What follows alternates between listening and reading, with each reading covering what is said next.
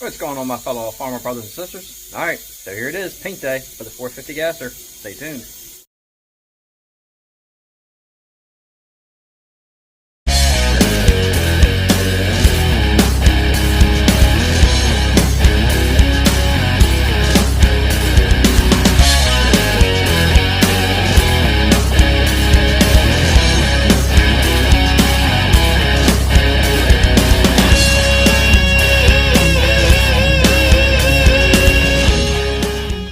Alright, so it's less than ideal conditions as far as wind out there, but the temperature's beautiful. I have no choice, I gotta roll with this. I gotta get this thing painted. Let's just say I'm not gonna be on a very wide fan. I wanna keep that fan down to get most of my spray on the tractor and not in the air. But anyway, I'll spin this around, show you what I'm mixing up. Alright, so we are going with the Farmall, the Farm Implement International Harvester Red. I'm gonna do like basically an 8-to-1 mix. You know what? I'm really not doing any 8-to-1s. No, I'm doing ounces actually on here. I'm rolling with this. I did 16 ounces worth of red paint. I did 2 ounces worth of acetone because I wanted to flash off faster. And I did 1 cap full of the hardener. I'm going with the Restoration Shop, and I'm a wet look hardener. The cap actually has marks on it. I went with 1 ounce. We're going to roll with that for the first coat and see how it dries and see how it works out. If it works out good, we're going to roll with that for the next one. If not, I'm going to up that hardener just a hair. Other than that, once you mix it all in, mix it up really good because you want to make sure that all those molecules and everything all kind of bind together. Give it all a chance to work before you just mix, throw it in the cup and spray. You're not going to have a chance for everything to work. Give it at least 5 minutes after you do a lot of stirring and get the stuff mixed up. I may have to reduce it a tad more. I'm not sure yet until I get it in the gun. I decided for this, I'm going to go with my cheaper Harbor Freight gun, which usually always works, fairly well. This has got a 1.4 tip in this one, so we're going to roll with this one today. And I do have the Harbor Freight caps on there. The Universal Paint System caps, whatever it is. Anyway, so that's what we're going to roll with on here. So let's go ahead and let's get this thing mixed up and let's start spraying.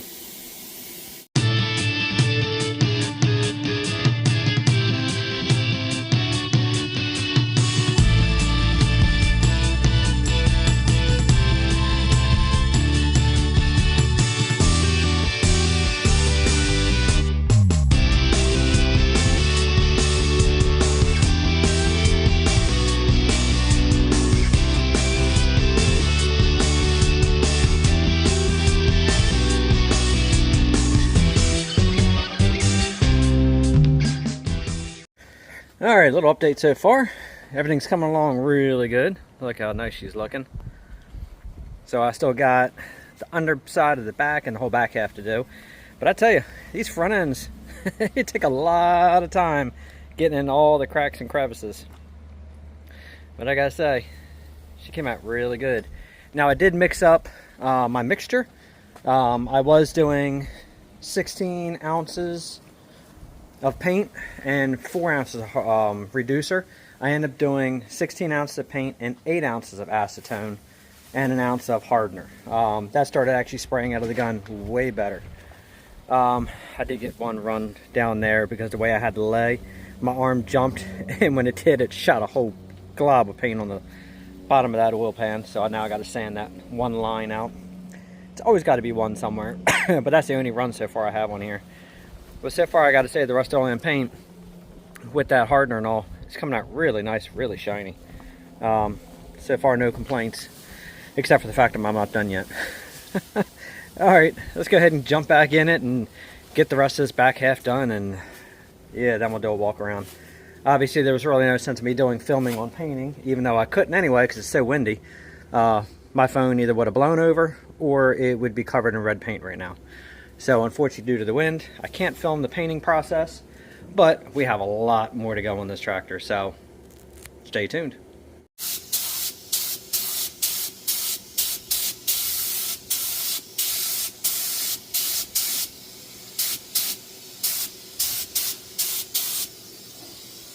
Alright, my friends, it is still windy, but the tractor's painted. Man, I got red paint, whole outline around the mask. But I was actually able to get the second coat on. That hardener actually worked very well. It didn't harden it too fast, but it was just enough where it tacked up pretty quickly. And for as windy as it is, it really didn't get any debris blown in it, surprisingly. I was actually able to get the axle bars coated with a single pane of black too. So I'm going to spin this around, do a recap on the paint, the gun, the pressure. Something else I was going to recap. If I think about it, I'll talk about it. Let me spin this around. Alright, so yes, first coat of paint is on the axle bars. And she is completely coated top and bottom, inside and out. I got all the crevices. It definitely worked out good keeping that tip. Like I said, keep it more of a cone to get all inside the crevices. Just work the trigger, because if you just go to a fan and you just go ahead and start spraying, you're going to have a lot of areas you miss. The reason I always turn my adjustment knobs, and I mean you can turn your fan too. If you get down inside areas like this and you can't get into it with the fan that way, turn your fan this way, and then go ahead and, not your gun, turn your tip. I'll show you on the gun. And then you can get down inside a lot of these areas too. Work that gun. That's what all that stuff's there for. So you don't have to just, as I said, go on a fan like this and just go to town spraying, because you're going to miss a lot. You're not going to get a lot of areas. But the reason I do that is because I learned that when I got certified in Cerakote. You know, they tell you, turn the tip, adjusters, needles, feather that trigger to get all inside areas. I mean, that's what it's for. But anyway, let's go ahead and do a quick walk around. I'm waiting for that air compressor to shut off before I walk back in. Well, like I said, everything turned out really good. The 450 actually looks beautiful. I'm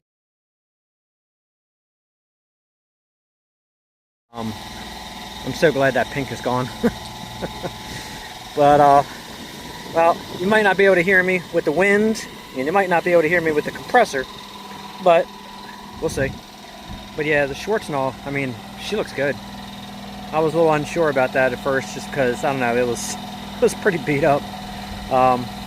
Turned out good. I like it. But everything looks really good.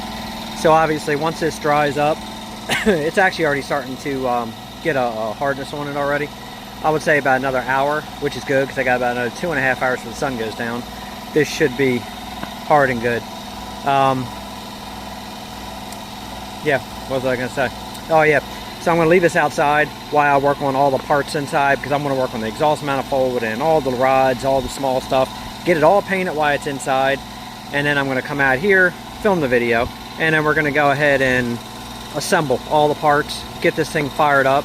And then if I want to pull it in from there and do more work, that's what we're going to do it at. Nothing matters to you guys, because you guys are warm at home watching the video.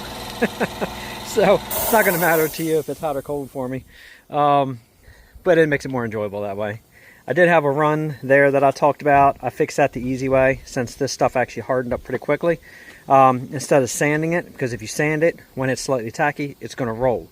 You take a flat razor and you go real easy and you cut the run out. And you don't cut into the paint and make lines, you just cut the run. And then once you cut the run out and you get it gone, take that blade, go in there, and you can kind of do a scrape real easy, and you can actually knock that run out. Recoat it. Can't even tell it was ever there.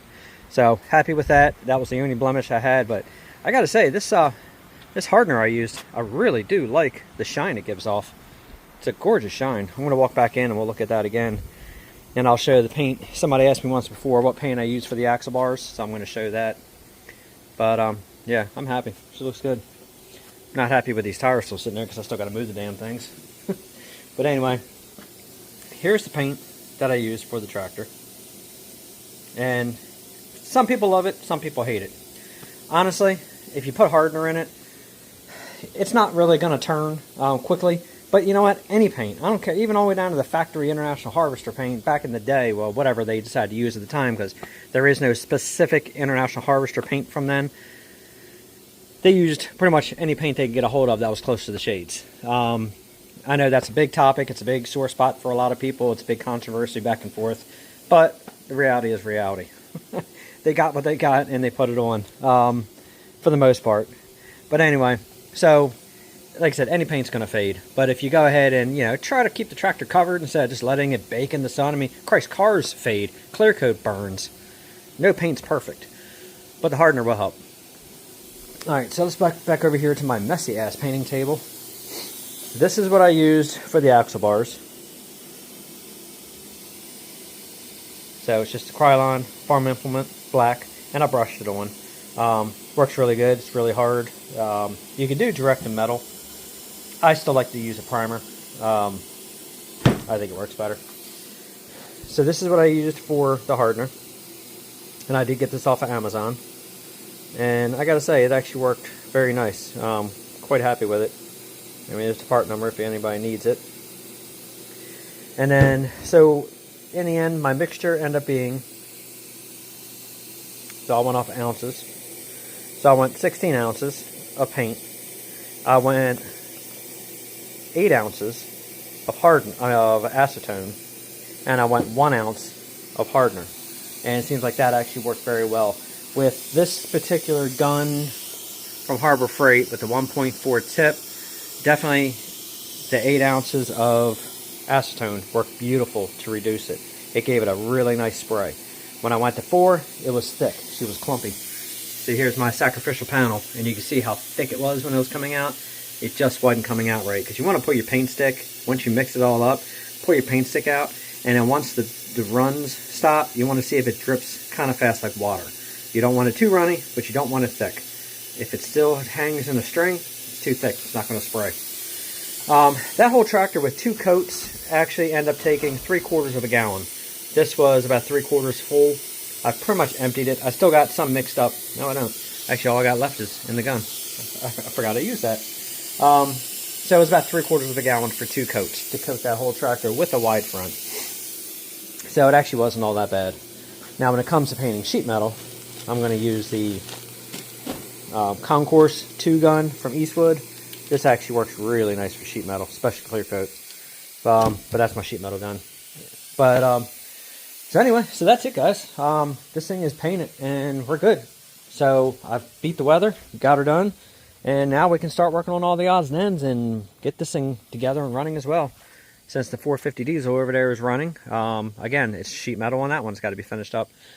So pretty much in the end, it's just going to be sheet metal for both. And these will be done. And then we will be working on that cub. Well, I got to work on my buddy's cub first. I got to see if I can get that checked out and fix the compression on it or whatever's going wrong with it, see if we can figure it out. But after that, then I'm pulling our cub out of the corner, and we're going to go ahead and start the build process on that one. Because she is ready, the engine's rebuilt, and it's just got to be reassembled. So make sure you hit the notification bell if you guys want to see that, because I know I've had a lot of people asking. But anyway, so that's it. So if you guys like the video, hit that like button, and then again hit the notification bell if you want to see future videos. Other than that, I am whipped, I am done, I am cleaning up all my guns, and I am wrapping up for the evening. So anyway, guys, thanks for watching, and until next time.